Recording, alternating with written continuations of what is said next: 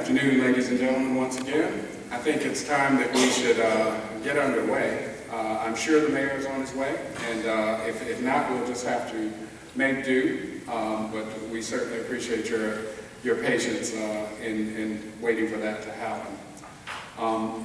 If everyone has received a program, you can just follow along.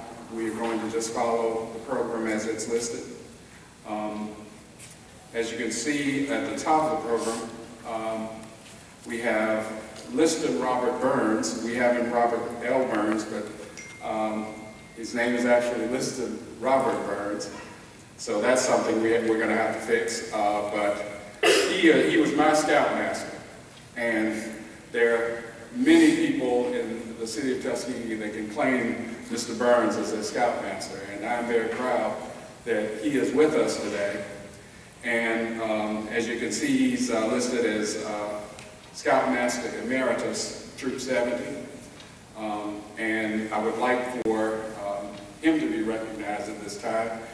Please give him a round of applause. Every time I see Mr. Burns, it's still in my heart.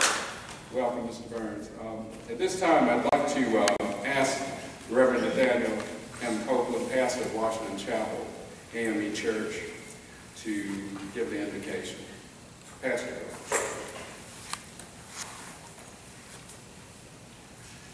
May we bow and may we pray. Our Father and our God, we're thankful for this day. We thank you for all of your blessings. We thank you for bringing us to this sacred space, sacred time that has been set aside for this ceremony. We pray for the young man who has received such an honor, Brother McIntosh. We pray for his family, pray for this scout troop and the scout master, that you will continue to bless him indeed and enlarge his territory. We thank you for what this organization means, not only to this church, but to this community, to this country, and to this world. Bless us while we're here. Keep us under your care, and we are careful to bring unto you glory, honor, and praise. In Jesus' name we pray. Amen. Amen.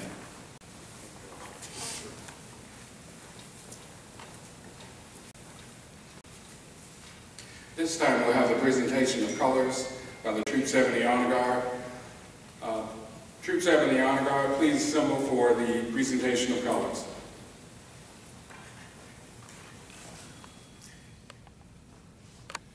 Ladies and gentlemen, please stand.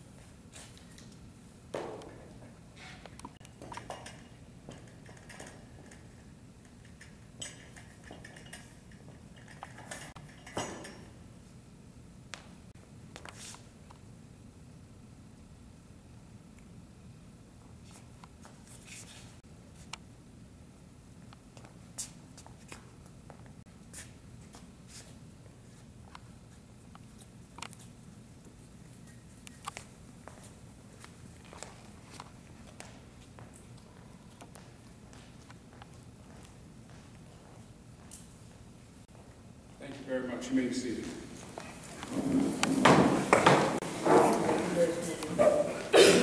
At this time, we'd like to have Mr. Burns, the illustrious Scoutmaster Emeritus of Troop 70, convene the 26th Court of Honor for Troop 70. Mr. Burns, if you would.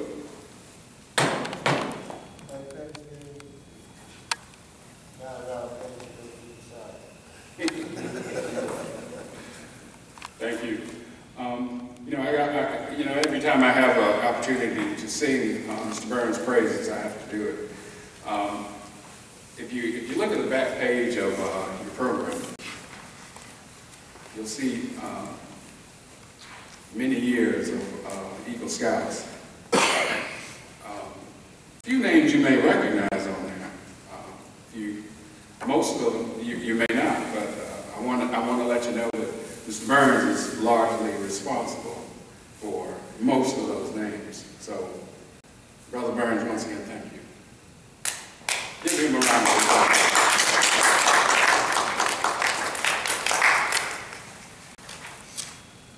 Thank you. Next on our program, we have the welcome. That will be given by Mr. Alfonso G. Robinson, Troop 7 Eagle Scout, Class of 1971.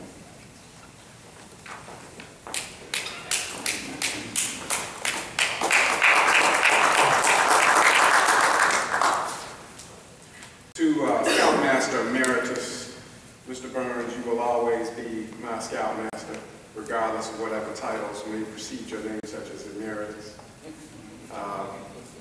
To the illustrious Mayor, Johnny L. Ford, to my brother, the distinguished Scoutmaster of Troop 70, who I am extremely proud of, who carries on the tradition of Mr. Burns and Dr. Henderson and others. To my pastor, Reverend Nathaniel Copeland. To Larry Newton, our Tuskegee District representative. I say to one and say to all, welcome. And we are so glad that you are here to witness and to be witness to a step towards greatness. This young man is embarking on greatness. And I would suggest to you that this is a major milestone. And he has successfully crossed that particular threshold to a major milestone. If you should turn to the back page, as my brother referred to, and look at those names who are listed there, you will notice that there are people with various educational degrees and honors and stations in life that have made a difference in all of America. I suggest to you today, Christoph becomes one of those names, and he will, too, indeed, be one of those individuals who will distinguish himself, this community, indeed this nation, and definitely his family. So I say to you, welcome, welcome, and again, welcome to this vision of history as we go forward in the life of this young man. Congratulations.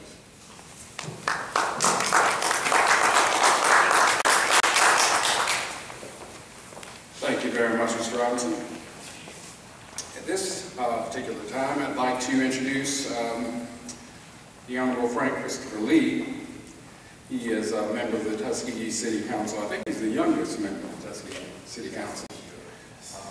He has interest in following his family footsteps, and I think he's attending right now law school. So he's going to be one of our legal eagles in this community.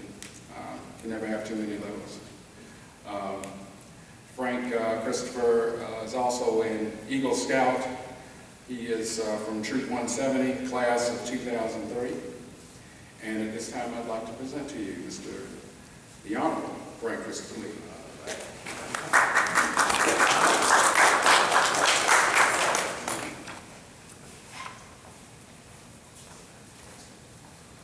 Good afternoon, everyone. It is an honor and a privilege today to introduce our speaker. When Scoutmaster Robinson called me and asked me to do this, I said, how in the world am I going to introduce Johnny Ford? For those of you all here, you know him probably better than I do because he served this community very well before even I was born. He's dedicated his life to public service, and I currently serve with him on the Tuskegee City Council. Mayor Ford was the youngest elected mayor, I believe at the time, back in 1972. It's 1972, so his span has crossed generations, and he was recently re-elected in 2012 as the second youngest mayor. Again, so he's back in office, and it's a pleasure to serve I don't want to get too much into his bio because, again, everybody who's here probably knows his bio very, very well, and he can tell you better than we all can. So without further ado, I'd like to introduce the Honorable Johnny L. Ford.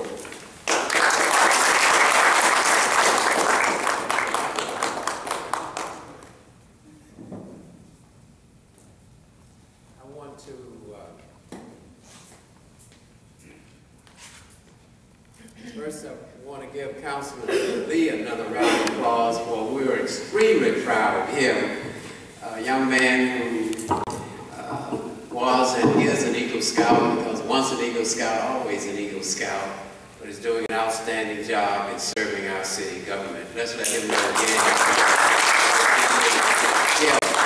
And to Dr. Copeland, thank you, sir, for opening up this beautiful facility for this important meeting, and salute to Scouting.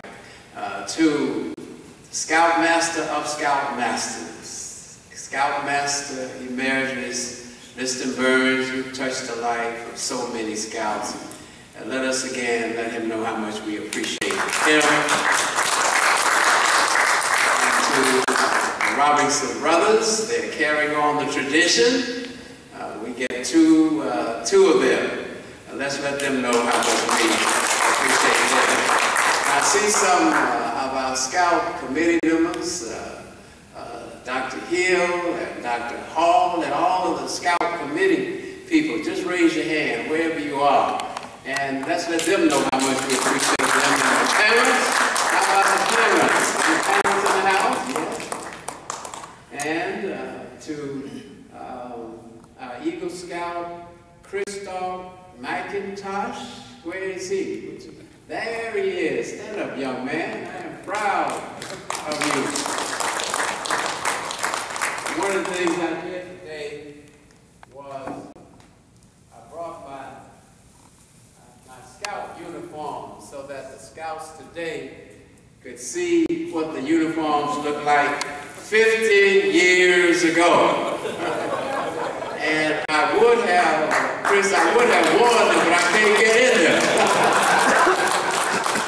I tell you, this is my professional, the summer uniform. As you can see, Region 2, which included New York, Puerto Rico, New Jersey, and the Virgin Islands. And this, where's our Scout executive? Give him a hand. Stand up. Let's see what your uniform looks like. Now, that looks much better than this does. But each one of these, I'll put this in my museum one day. But as you can see, the Scout medals there, and each button has the Scout seal on it. So I want you young Scouts to know that really the uniform has not changed too much. We still have that olive green color. And I brought a copy of my book for you, Christoph, if you come around, so that you can read about my experience in Scouting. I want to present this to you, and hopefully Scouting for you will mean what it meant to me, because Scouting was the foundation that helped me to get to where I am today, to be in a position to serve people. Give him another round of applause. And to Mr. Burns, you don't have to get up. I'll come to you, Burns. I tell you, he deserves. I want to give you a copy of this as well. And to our Scoutmaster Robinson, you already know, but I want you can bounce up and back forward. But thank you for your years of service and everything you continue to do. Today I'll be very brief because, as you see, I'm sorry for being late. We're in between events here today, and there's another one at 3 o'clock that we have scheduled today. I want to dedicate my brief remarks in memory of Dr. James H.M. Henderson. Why? Because Dr. Henderson was Mr. Scouting for so many of us for so many, many years. Dr. Henderson, I must admit, the most significant thing that I remember him remember him because one day at Camp Atkins, after eating too many pork and beans after lunch, we all decided to go for a swim. Carver Leonard, Lonnie Smith, probably Butch Cabanis, who is a great-grandson of Booker T. Washington, Hilton Foster, who was the son of Dr. Luther Foster. All of us, we were in scouting at that time, and at that time, Camp Atkins, Dr. Hill, out at the university's property, that was our camp in the lake. And I'll never forget, even though I had my swimming merit badge, swimming on a full stomach is not the best thing. And so I caught a cramp.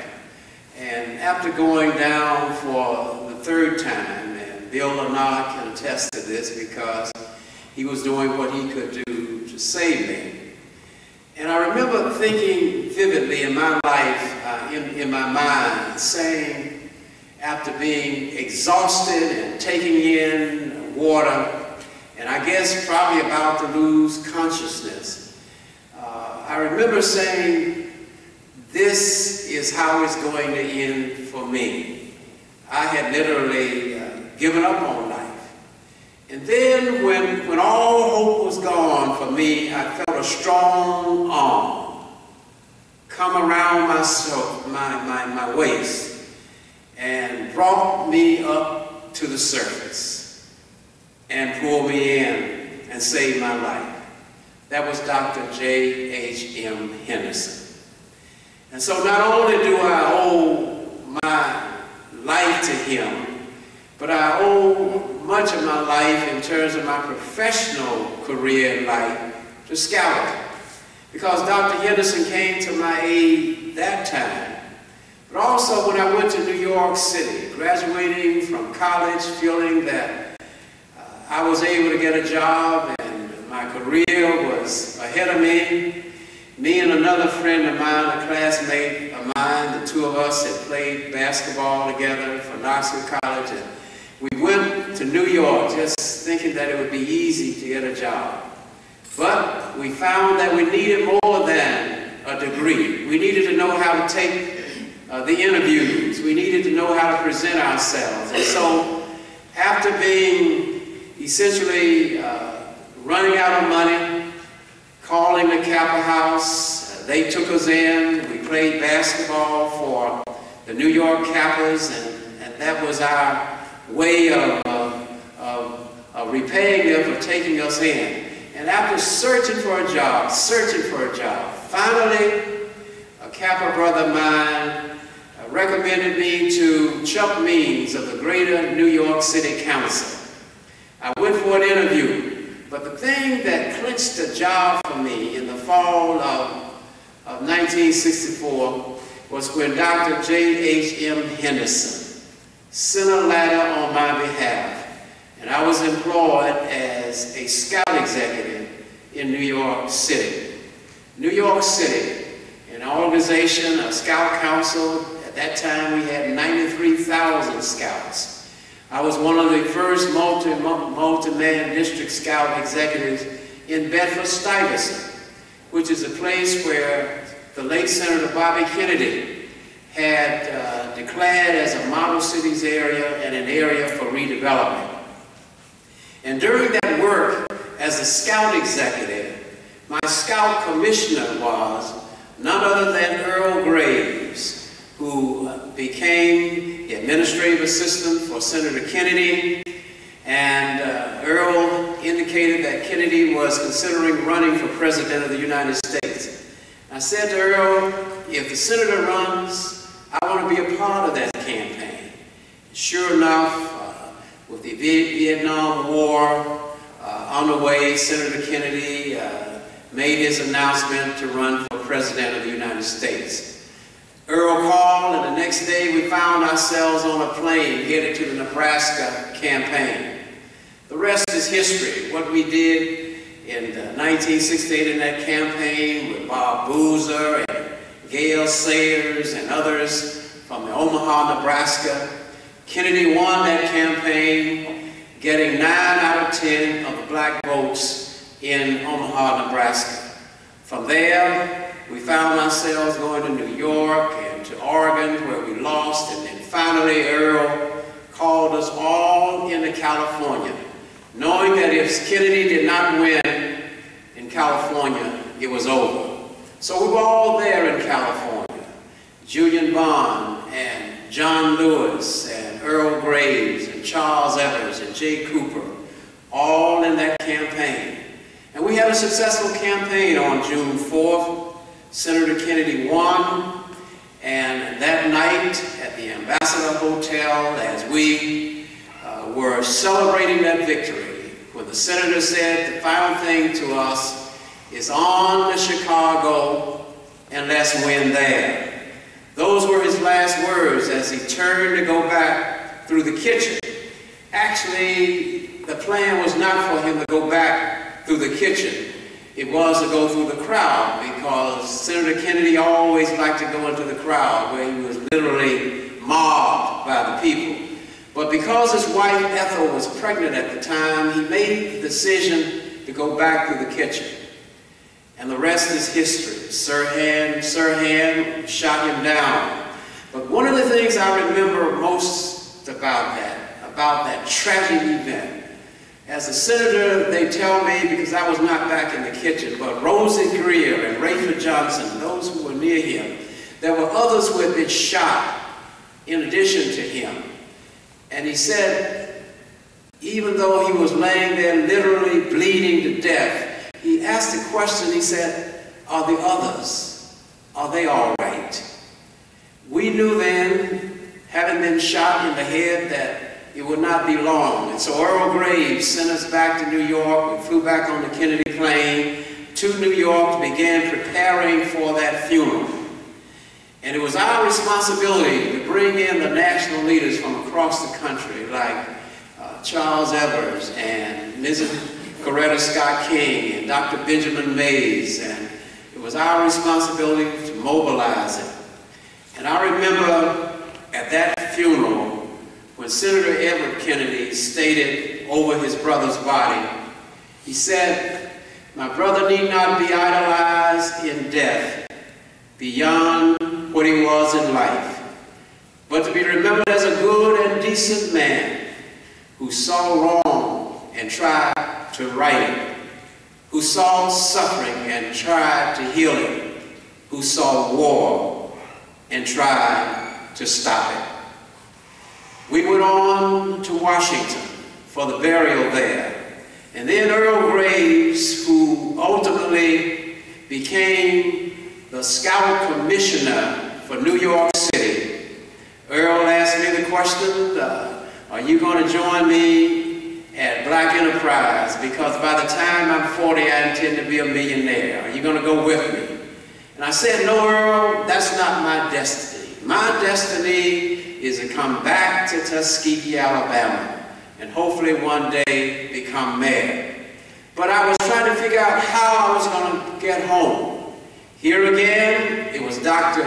James H.M. Henderson, who was then the chairman of the Model Cities Search Committee for a Model Cities Director. Tuskegee and Huntsville, Alabama were the only two cities in Alabama declared as model cities out of 150 cities in the United States of America. And Tuskegee was searching for a model cities director, some 60 applicants around the country. And they said to me after I applied, Dr. Henderson said, that if you want this job, you got to pay your way and come back for an interview. You got to have faith in yourself, something that I had learned in scouting many years ago. And so of all of the other candidates, I'm probably the only one who paid my way back to Tuskegee, was interviewed, and sure enough, it was Dr. J.H.M. Henderson who cast the final vote and made it possible for me to return to Tuskegee as the first Model Cities Executive Coordinator for Tuskegee, Alabama. And so today I want to remember Jimmy Henderson, but I also want to remember all of those other Scout leaders who have made Scouting a reality here in Tuskegee, Alabama. You know, Scouting is a very old organization, but Tuskegee Institute was one of the first institutions to have a scout troop. Scout 70 is a troop that dates way back. I was a scout in scout troop at Mount Olive Missionary Baptist Church. But scouting has been a reality in this community for so many, many years. I want to say to you young scouts today, and particularly to you, Mr. Eagle Scout, you have to be willing to earn your way in life. Nothing is given to you on a silver platter. I remember when I was a scout, and I became a scout early. I was not a Cub Scout. I did not really get involved into scouting until I was explorer age. And my father, I lived in the lake community, and my father and my parents were not very rich, and they had to really struggle to just make sure I had clothes, good clothes on my back to go to school. And talking about a scout uniform, my parents, they just were not willing to do that. They could have afforded it, I'm sure, but that was not a priority for them. And my dad said that you got to earn it. And so what he did was he bought a young calf, a young bull. And he said, your responsibility is to raise this bull, this young calf, into a bull. So when he is of age, we'll load him up on the truck and we'll take him to Montgomery, Alabama to the stockyard, and he will be sold. And that's what I did. I cared for that animal. I raised him, I fed him, I made sure that he was protected until he was a giant animal. And we put him on the truck and took him to the Montgomery stockyard, sold him for probably a couple $100 or whatever the fee was at that time. We took that money. My father, we used it to first buy a trombone for me because I was in the Tuskegee Institute High School band, a trombone, and then about $13 because that's what a scout uniform cost about that time. $13 or $14, and bought my first scouting uniform. I was proud of that, but I was more proud of the fact that I had worked for it. I had earned it. For scouting taught me to be trustworthy, loyal, helpful, and all of the other 12 points in the scout law. Those were the principles that I laid my foundation for developing my life upon. And also to be prepared for anything. That was my determination. So on this occasion, I want to say to those of you who are scouts, I know sometimes you may not realize the importance of the scout oath and the scout law, but if you would just live your life following those principles in the scout oath, the scout law, and the scout motto, be prepared, then you will be able to do basically what you want in life. You can be whatever you want to be. Scouting has grown into the world's largest youth organization based upon those principles in the United States of America. Scouting is an institution now that has emerged where it is now open to boys of all races, colors, and creeds, whatever their sexual preference. The scouting movement has grown, and indeed, it should grow, and I support that concept that scouting should be made available for boys across this country and for men and women to be able to be involved in scouting. For not only do men provide positive leadership, but many women as Cub Scout leaders, they play a great role, and as members of committees. Scouting, it takes the whole community to be successful. I want to close with a story that Ed Young, who was my scout executive, my first scout executive and my boss, would often tell. He told the story that up in Ohio, there was once a little girl lost.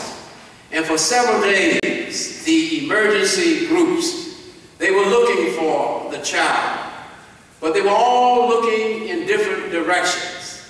The emergency fire department going in one direction, the National Guard going in another direction, the police department going in another direction, all with the same goal, to find the little girl, but they were going in separate directions. And then finally they came to a large, wide field. And someone said, instead of our continuing to go in our separate directions, in different ways, why don't we join hands and let us walk together in one united effort? And they did that. And not long, they found the little girl, the one thing that they were looking for. But it was too late. The child was already dead. And her mother, looking down at her daughter deceased there, with tears in her eyes, looked towards heaven and said, Lord, why didn't we join hands sooner? That's the message I leave to Macon County today. It takes a village to raise a child, to nurture a scout. We must not go in different directions, going this way and that way. Instead, we must come together in one united front. Join hands as church leaders, as political leaders, as parents, as community leaders, as volunteers, working together, walking hand in hand, and throwing our arms around our scouts and our young people today, because we may very well, by our working together, save their lives later on, so that they hopefully will not become a Trayvon Martin or a Michael Brown. What we need to do is embrace scouting, because scouting can be the solution for preparing young people to take their rightful place in society. And so it is my honor today, as the mayor of the city of Tuskegee, Alabama, and with Councilman Lee as well, we want to take this opportunity to proclaim this day as Christopher McIntosh Day, Eagle Scout. And I'd like for all of you to stand on your feet and give your Eagle Scout, Christopher McIntosh, a round of applause. This is your day in Macon County, and you may be the youngest person to receive a full day in honor by your city government. Thank you.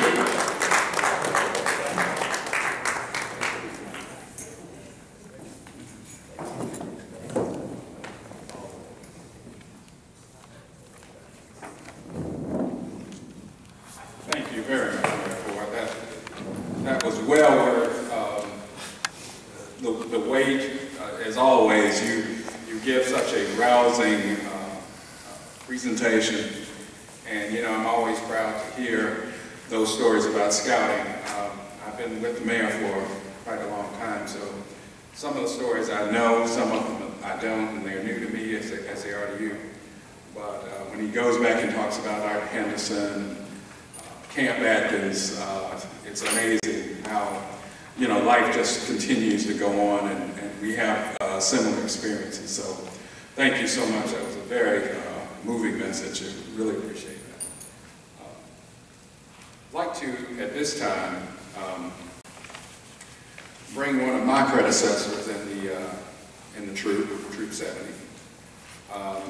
You know, as we were scouts and we aged out or ranked out on our path in scouting, there was always a group of scouts ahead of you, and there's always one behind you. Well, one of the scouts that was ahead of me that sort of passed the baton off to me was Scout Dwight Davis. And when he passed that baton, it was heavy. The baton was heavy, because these guys carried the legacy of our troop with pride. And when they handed it off to us, we had to have 2 or 3 people carry that baton because it was so heavy. But we hope we kept that baton intact. And when we did the same thing, we were able to pass a heavy baton off to our group behind us. But Dwight was right ahead of me in Troop 70, and he still works with us today. I can call on him and he will be there at a lickety-split, as they say. So Dwight, at this time I'd like to present, to detail the requirements for Eagle Scout. Mr. Dwight Davis, Eagle Scout Troop Class of 1969.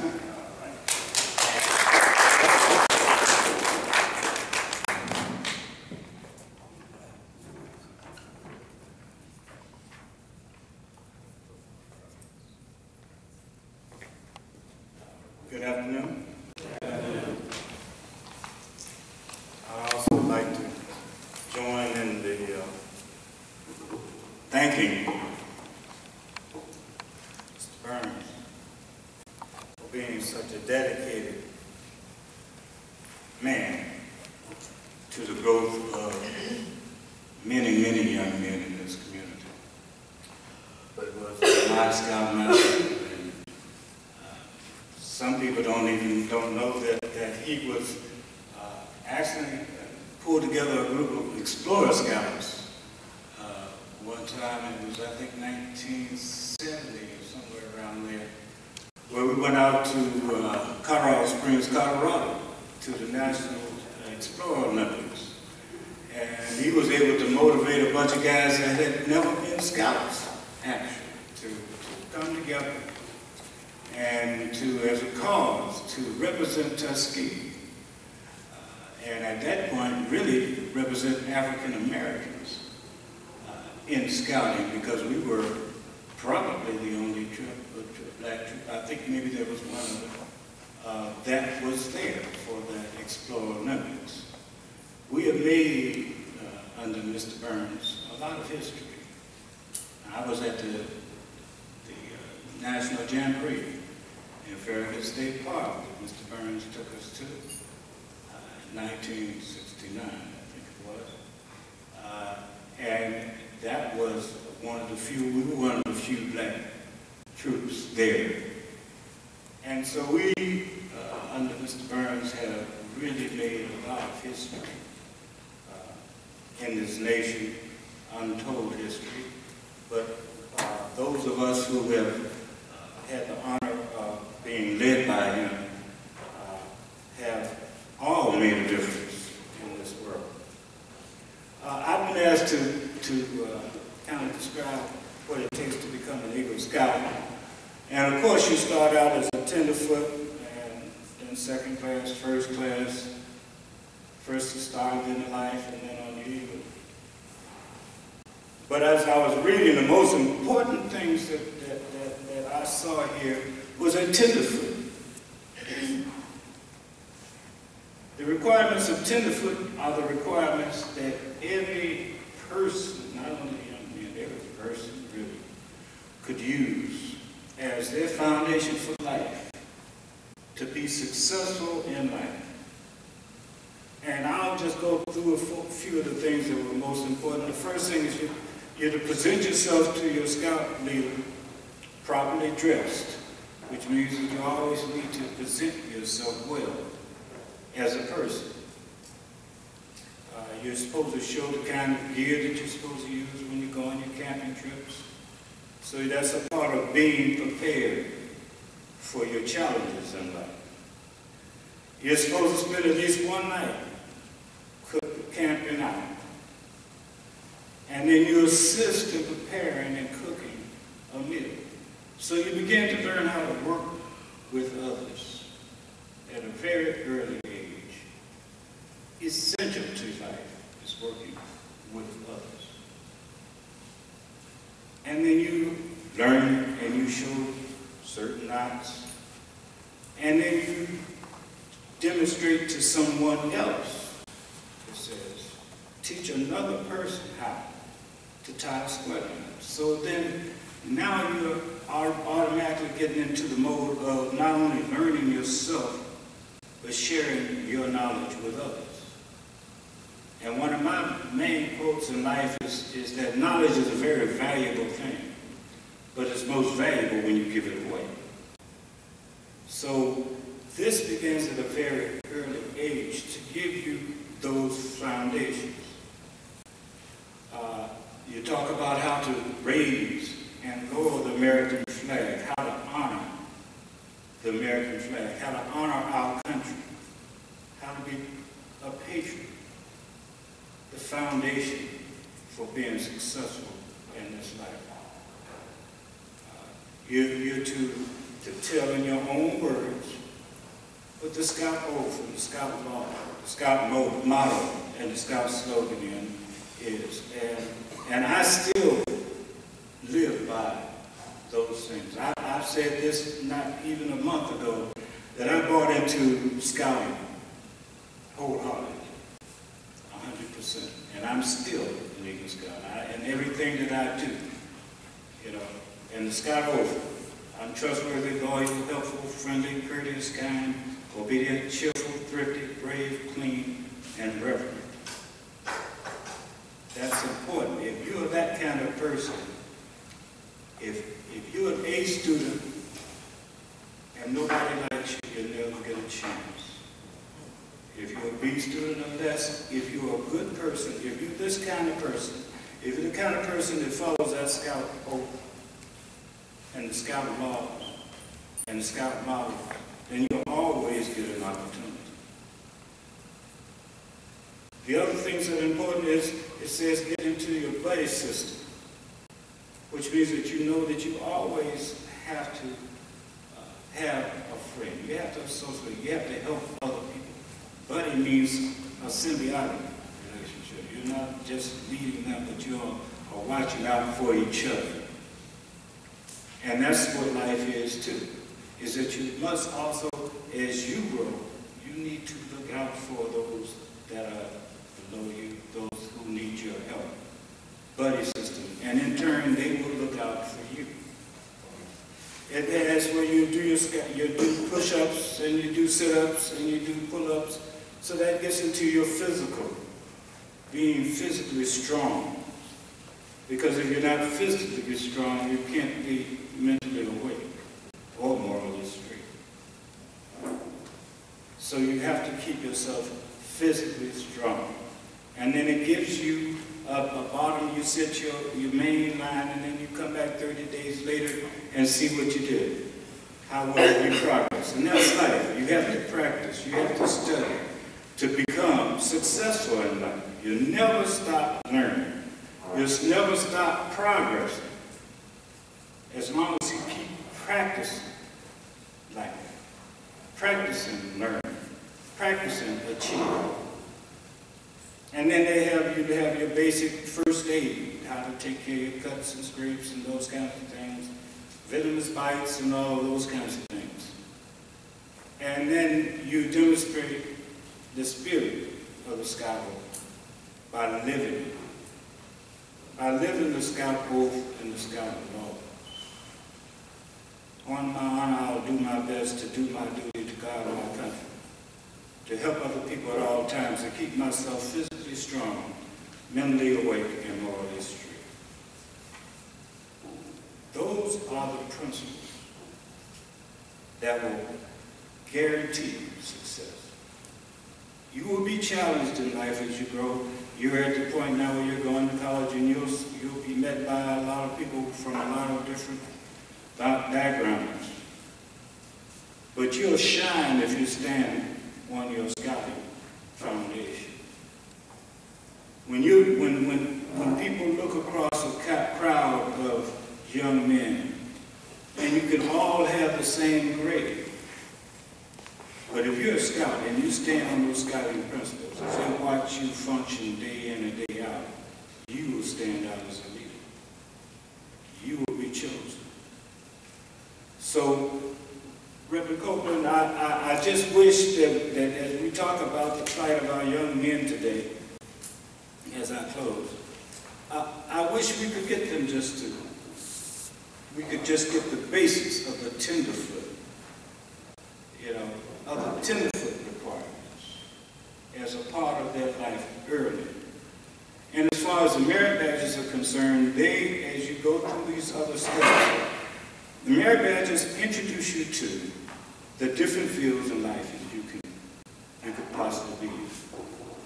It's to introduce you, give you an opportunity, and then also give you the practice of going through step by step as you have to do school and college.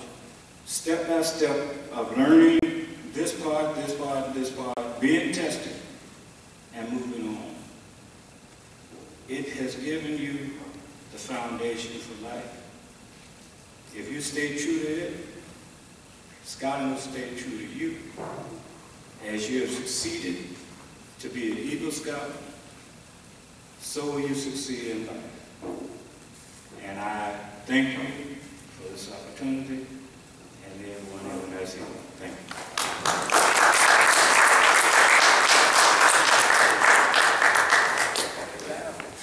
Thank you, Dwayne.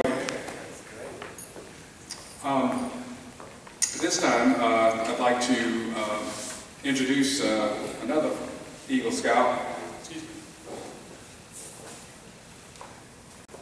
from Troop 70. He's in the Eagle Scout class of 1997. His name is David Henderson. He's going to do the Eagle Charge, and I wanted to just give, most people know who David Henderson is, but maybe somebody doesn't in the audience. David is actually the grandson of the Dr. Henderson that was referred to by Mayor Ford in his address. I'm sure one of Dr. Henderson's proudest days was to see his grandson become an Eagle Scout. Dr. Henderson's son was actually Scoutmaster for Troop 70 before I was. And I had the privilege of working with Jay, who was a local veterinarian. Dr. Jay Henderson, I know everybody knows Dr. Jay. But Jay was a scout. I mean, he was truly a scout. You ask Jay to tie any knot in the book, he could do it. He could ski. This guy could snow ski. And I couldn't believe it, but I went on a skiing trip with Dr. Jay up to Tennessee, and I'd never been on skis in my life. But he said, man, you can do it. And I got on the skis, and sure enough, this guy could ski like a champion. So he taught me a lot. And he passed a heavy baton off to me as well. And just a privilege to be able to introduce David and ask him to come up and give the Eagle Charge. David, please come forward. Had to give him an introduction. He's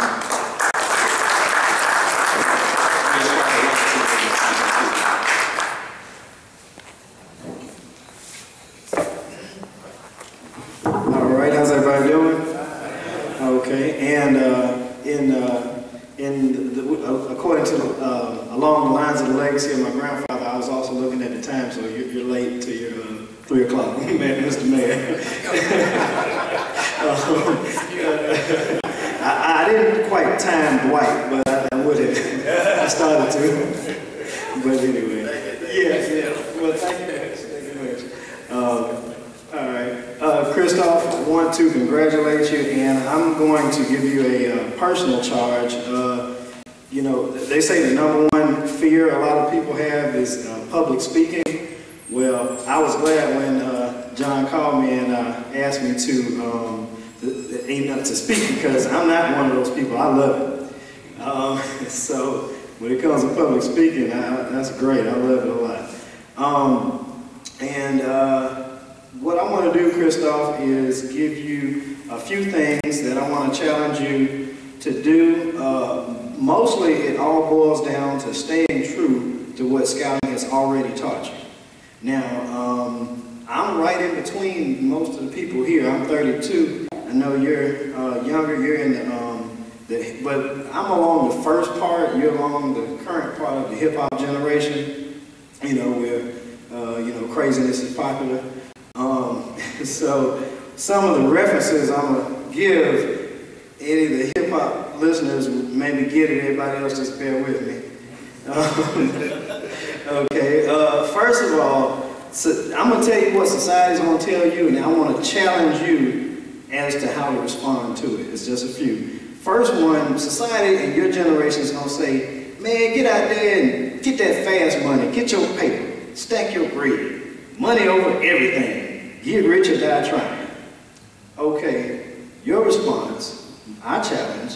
to challenge you to pursue success over the course of your entire life, which is way more important and more profitable.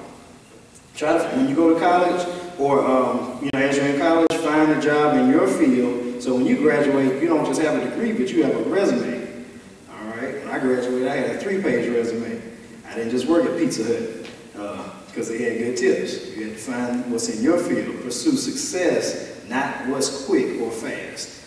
And secondly, you'll see people with t-shirts on, a lot of young people with t-shirts on that say YOLO. That stands for you only live once, but that couldn't be farther from wrong, because if I believe Reverend will agree to me, but you actually live twice, am I correct? Yes, because, and actually if you don't do right this first time, and if you don't get to know the Lord Jesus in your first life, you will not have very much fun in the second one. So you don't live once, you do live twice. And you better get it right in the first one. I can get an amen. Now, so society in your age group is going to say, man, get out there, YOLO, party it up, live it up. There's actually this new thing in hip-hop, it's called live fast, die young. And I'm like, are you serious? And Lil Wayne is probably going to actually do it, considering how much drugs he's doing. He's probably going to live that out. But anyway, and that's popular, and that's ridiculous. But what we challenge you to do is to pass and say, look, I need all my brain cells. I don't know about y'all, but y'all do what you do, I'm going to do me. And that's not me. People will respect it, I guarantee you. Number 3, that society in your age group is going to say, man, look at the old girl right there.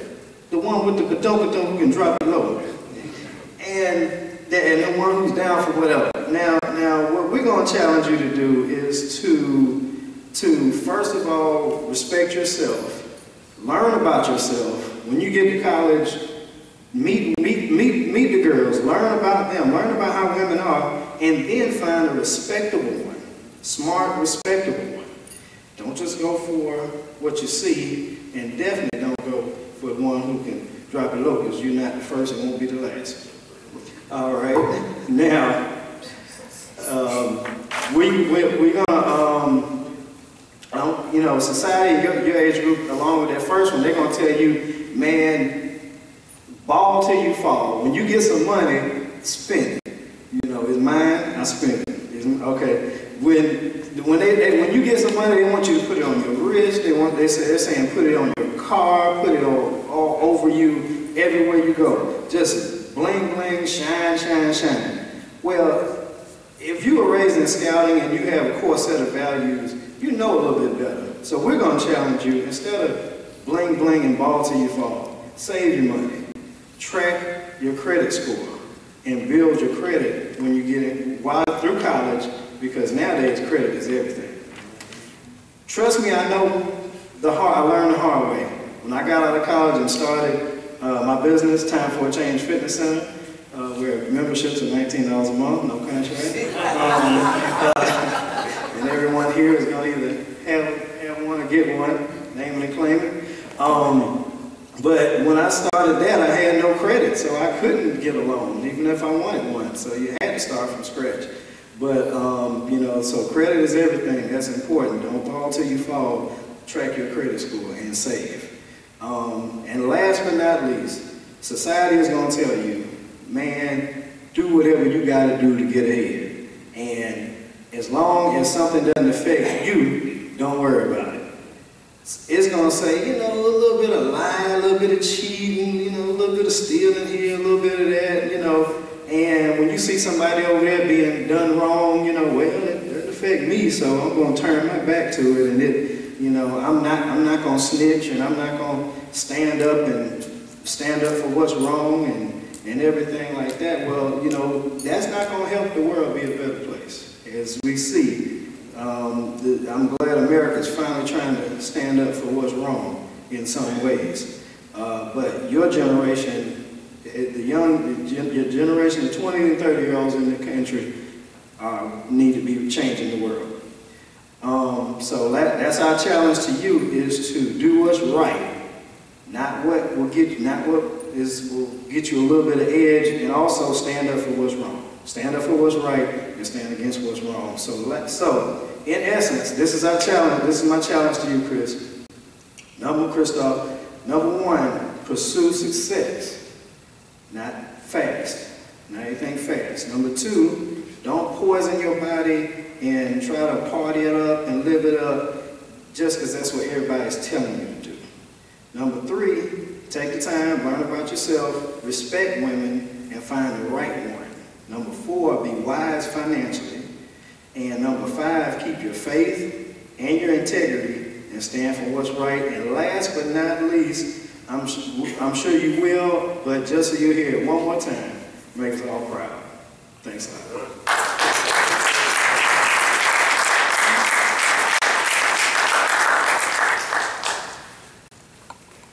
Does anybody have a dictionary?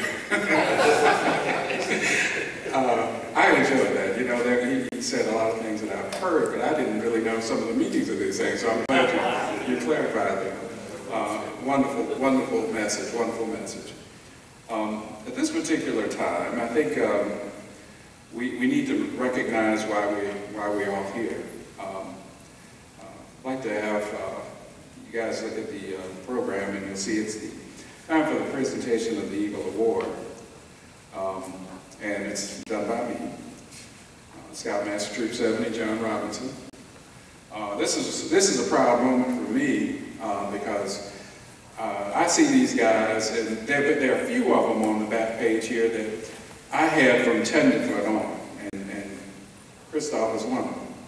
And I saw him grow from being just a regular roughhouse kid that didn't like to be out in the woods, like I don't know too many kids that do like to be out in the woods, but I saw him, and he was one that especially didn't like to be out in the woods, didn't like bugs, didn't like the outdoors in general, sleeping under the stars. But he transformed into a young man that was a leader. He kept people in line.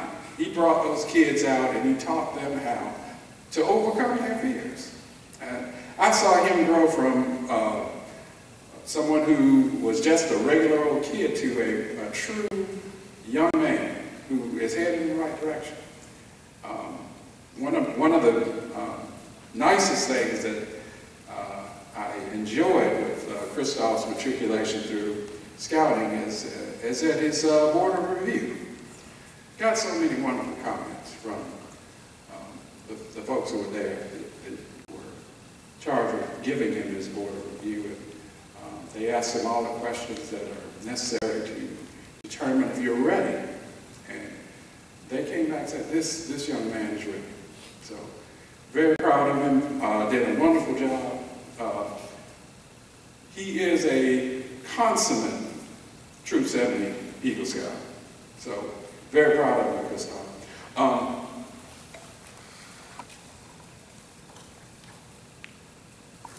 Got a couple things here on the table. This is a shingle that details that Christoph is an Eagle Scout. I still have mine. It's not this color anymore. It's kind of brown and faded, but I still have mine. And one of the most remarkable things on here, if you read it, and he's going to have an opportunity to look at this all his life, because I still look at mine occasionally. But one of the things on here is it's got an honorary president on it. And it's the President of the United States. His signature is on here. So President Barack Obama is on yours. Now, I got to tell you who's on mine. Richard Milhouse Nixon. I'm proud of it, though, because President Nixon was a significant figure in American history. And I think equally, Barack Obama is. So this is a wonderful thing. I think you're maybe another set of Eagle Scouts. I think the Harry brothers have Barack Obama's, not these Harrys, his older brothers. He has 3 older brothers who are also Troop 70 Eagle Scouts. They also have the shingle with Barack Obama. But mine has Richard Nixon. So be that as it may. We also got a letter here that I'd like to read. It says, "Dear Christoph, congratulations, you are an Eagle Scout. With the completion of the requirements, you have mastered many skills and made the Scout oath and law a part of your life. Eagle Scouts exemplify hard work and strong character. You now participate fully in their proud tradition and heritage. The Eagle rank is the beginning, not the end of your journey. As an Eagle Scout, much is expected of you in your community and in your religious faith, in your family, and in Scouting life is filled with expectations. And with each new recognition, you are obligated to seek broader horizons of service. Scouting guides your life today. Because it does, you are better prepared to guide the future. Our prayers are with you and your future successes. This is sincerely from Wayne M. Perry, President, and Wayne Brock, Chief Scout Executive. And this comes from the Boy Scouts of America National Council. So, congratulations.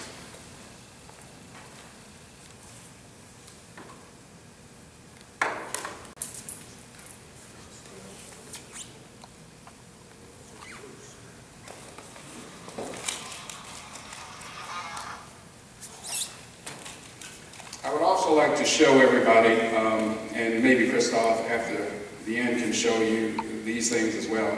He also gets a membership card that fits in his wallet. It's made out of plastic. It should be good for life. As long as you keep up with it, you should have this. Be able to pull it out anytime and just show. Officially, you have made this particular journey, and it's been successful. You've also got a new patch to replace the life patch that you have on your shirt there. This is the official Eagle Scout patch. Looks a little different from the patch that I had, but very much similar. If you saw both of them, you'd be able to tell it's the same patch. This is your medal. And this really is the same as mine, except your red, white, and blue is, maybe mine is brown, green, and yellow. But I still have it. I keep it in a very safe place. So, Christoph, I'd like to just say congratulations. I am very proud of you as your Scoutmaster, and I'd like for you to continue doing what you're doing. I think you've proven to me and everyone that's been associated with you that you've got what it takes. So, congratulations. I don't know if you were aware of this, Christoph, but the next item on the list is your response. So you have an opportunity now to come up and address this illustrious group and give them your remarks.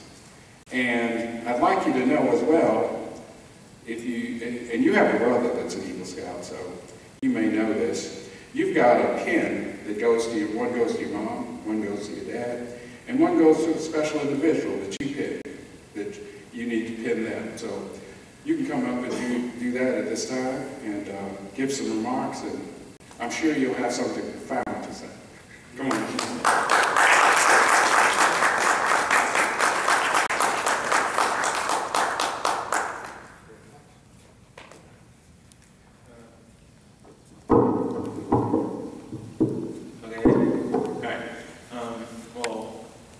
Okay, I didn't really expect to really do this. I wasn't that prepared, and I know the Boy Scout model says to be prepared for everything. So, well, anyway, since I guess I could start with this, just to let you know that this has definitely been a very influential part of my life. I've learned more than I can ever really understand about scouting, about life, about values that have been instilled in me, the same values that my parents have instilled in me. And just to start with that, I would like to recognize them. They're the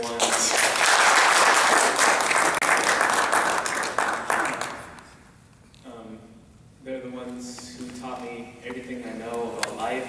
My mom taught me that I should always seek higher education, seek success, seek happiness.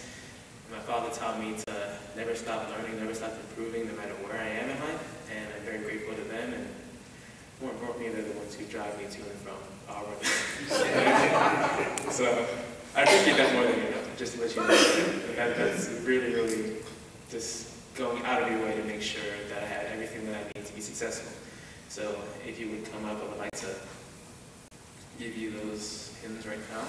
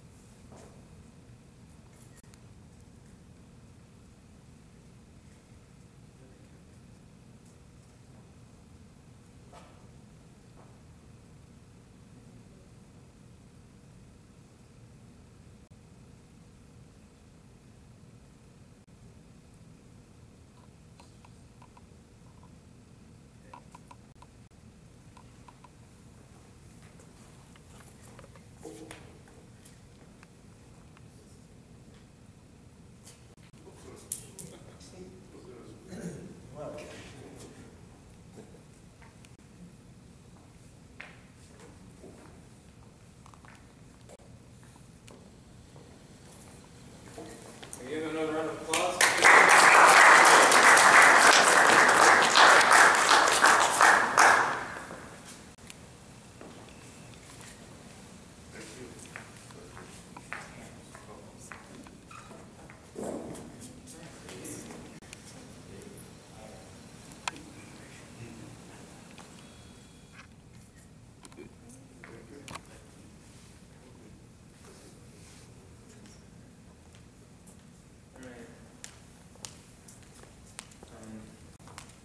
I'm very thankful for my parents. That includes that.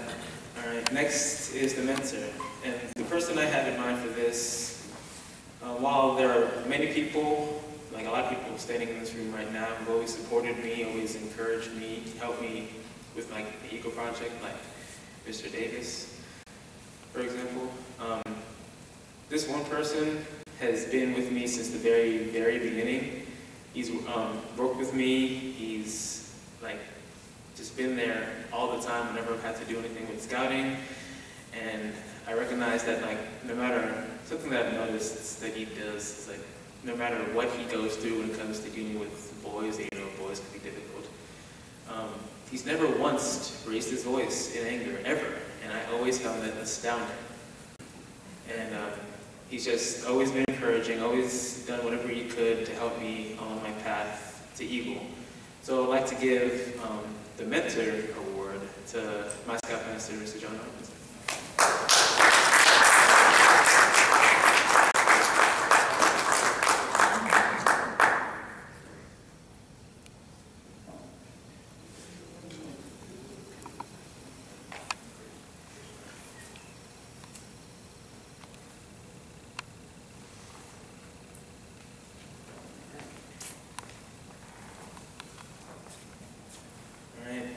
That pretty much concludes all I have to say. Thank you for listening.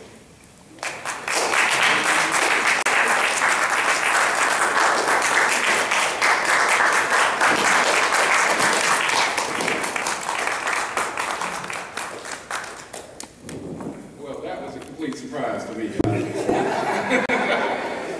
Honestly, I really thought his brother is a fantastic scout as well. One of my favorites, Kevin McIntosh. You will see Kevin's name in 2009. So Kevin was an Eagle Scout as well.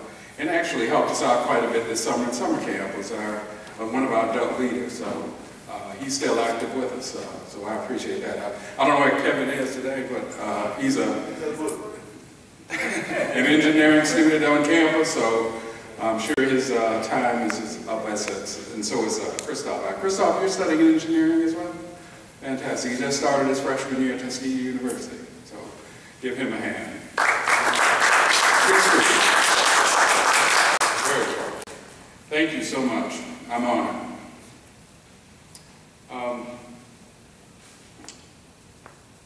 guess the next thing, I have to give you guys another opportunity to look at the program. Closing remarks, you'll see Mr. Larry Newton He is the Muskogee District Representative, which is now the district that we are in. He is an Eagle Scout from Troop 520, class of 2002, Greenville, Alabama, right down the road a piece. Larry, come on up. Larry is a young man that I found is extremely into scouting. He is wonderful to work with, and he has done so much to help us transition from being in Carver District to now in Tuskegee, and I can look for a text up just about every week from Larry. He keeps me informed. So, Larry, I appreciate everything that you're doing. And at this time, I'd like to ask him to come forward. Thank you. I'll try to be very brief. To all of you, thank you. It's interesting to see how many Eagle Scouts are in this room. That is truly amazing. A lot of these ceremonies I go to, it's more families. There are not as many Eagles. It's friends and co-workers and things like that. To Mr. Burns, thank you for all your service over the years to Scouting. It truly has been a lot, I know, in the Tuskegee community. I see Dr. Hall in the room as well. Dr. Hall has been a major player in this area for many years, and we're grateful to that.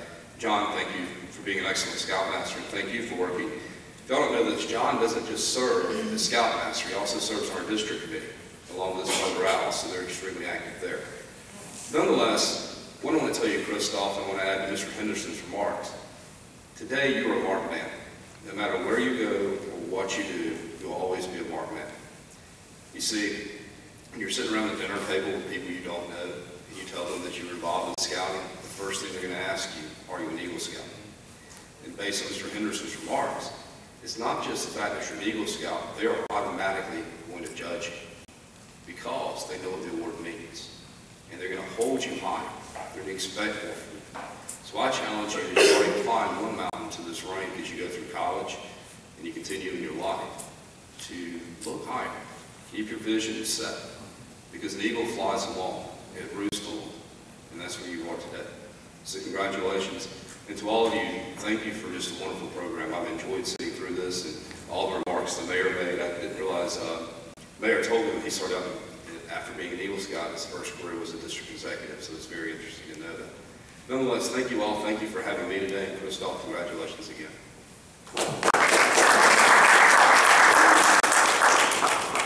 Wonderful remarks, wonderful. The day has been long, and I really appreciate you guys indulging us with the time. I just can't let one thing go by. We have to thank some people, and I'd be remiss if I didn't. And also, I'd like to recognize a couple of people. Dr. Hall is here, and he is like Dr. Henderson, for Troop 170, just a wonderful benchmark person here from Scouting. He lives and breathes it. He's wonderful. He's my inspiration. So, Dr. Walter Hill. Please stand up here. He is our liaison with our sponsor, which is Tuskegee University. And I can call Dr. Hill for anything, and he responds. So, Doc, love you. I'd like to also thank, and Pastor Copeland is on the program, but I've got to thank him because he opens this building, both the sanctuary, the church, and the parish house here, and allows us to have our meetings. We used to have a scout hut here in Tuskegee, which was a building that was owned by Tuskegee University. If you ever see Boy Scout Road, that's where the scout hut was. Well, they didn't implode it, and the university decided to get rid of it. So, but that left us kind of out, and Washington Chapel has stepped up and allowed us to meet here whenever we ask. So thank you, Pastor Copeland. Thank you, Washington Chapel. McQuick Printing, gotta mention them. These guys, Mr. McRae is a former scout. He always tells me about his activities out at Camp Atkins when he was a kid. He's from Selma, but they used to come here for summer camp to Camp Atkins. The mayor mentioned almost drowning in the lake at Camp Atkins. Well, Mr. McRae always mentions his experience there. They just do a wonderful job with all of our printing. Anything we ask them to do, they They do it and they charge very little. Great, great service. And they can do anything. So for those of you that need any printing, go to McCray. He's great. And it's quick printing. Miss Sharon there, she knows how to work any computer and put anything down, because she reads my writing and that's bad. And she can do a good job. So please give them a shout out when you see them. I got to go to the Hip Hop Nation and use that shout out. But that's the only word I know. But thank you guys for please patronizing them. Ms. Valerie Wright, J.B. Walker, my brother Wilbur Robinson, driven a couple of scout trips with the church band. Appreciate him. Mr. Melvin Sparks, he's our a university truck driver. He drives the trucks. He drives us to our campouts. He makes sure we get our golf cart there and back, driving hundreds of miles. And he gets us there safely. So, Brother Sparks, wherever you are, thank you. Local channel 181, awesome. Welcome. Hope this is the first of many that we can televise for our community. This is a significant event, and I'm just so happy to have you guys here. Thank you so much. I think that just about wraps it up as far as who I'd like to thank, and I know I'm leaving people out. You know, let me thank these three individuals as well. Mr. Ibafar Harry, Dwight Davis, and Al Davis. Wonderful job they did in helping us complete the Eagle Scout project. Never forget that. We have a prayer garden dedicated to, it's called the Liston Robert Burns Prayer Garden out here. I keep calling him Robert, but his name is Liston Robert. But he goes by Robert. Robert Liston Robert. But it's the official Liston Robert Burns Prayer Garden. It's in the back of the church, Washington Chapel. It's beautiful. And we encourage you, if you have a prayer, if you're feeling like you need to speak to Jesus, that's the perfect way to do it. Just go back and enjoy, sit down and meditate and enjoy Christoph McIntosh's Eagle Scout project. It's a wonderful, beautiful place. Very proud of it. I think that covers everything. And I know I left somebody out, but please understand that we have you in our hearts, whoever you are. At this time, I'd like for our scouts to come up, and Christoph, if you would, for the last time maybe, lead us in the scout benediction.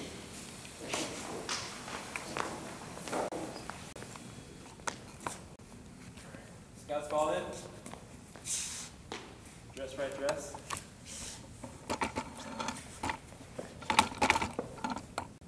Scouts attention. Scout time. Scout benediction.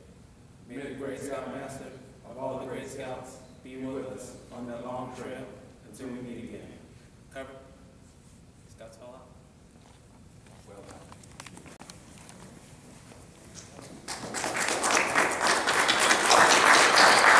Well done. Refreshments in the back. This concludes our 26th, I want to say annual, but 26th Scout, Eagle Scout award ceremony for Christoph McIntosh. Please enjoy, and thank you for coming.